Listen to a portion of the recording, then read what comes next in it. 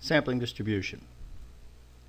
The term generalization refers to how well your representative sample actually matches the overall population. This generalization is based on something called the sampling distribution.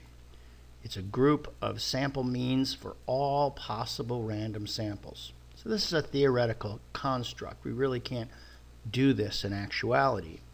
But if you were to take a random sample 1 time, 10 times, 100 times, 1,000 times, 100,000 times, you would get a distribution of what the most normal occurrence or most common occurrence would be and what the rare occurrence would be.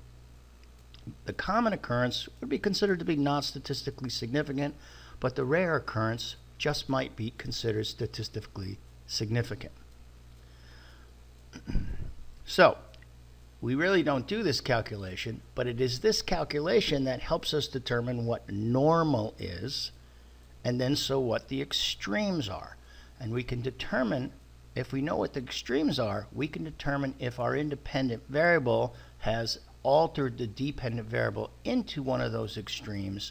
And if it has, then we can consider it to be statistically significant.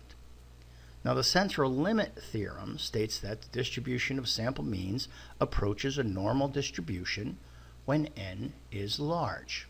And it's represented by this formula. This is the mean of the population. This is the mean of the sampling distribution. They are essentially equal if you run enough samples. Here's an example of just flipping dice. 2 die. If you flip them over and over and over again, you would have a majority of 7s that are created. Rarely would you get snake eyes, and rarely would you get the boxcars over here, okay? But it does happen. But these are tough to get. They're rare. They're not common like these. Statistics for science are based on this theoretical distribution, so that if we can determine what normal is or common is, we can find out what rare is. Then if we have the mean of the control group right here, and then we have the mean of the experimental group way over here, we know that that difference is statistically significant. And if our study was designed properly, we blame that on our independent variable, and who knows, that could mean we come up with a cancer drug that's going to combat cancer successfully. That's the sampling distribution.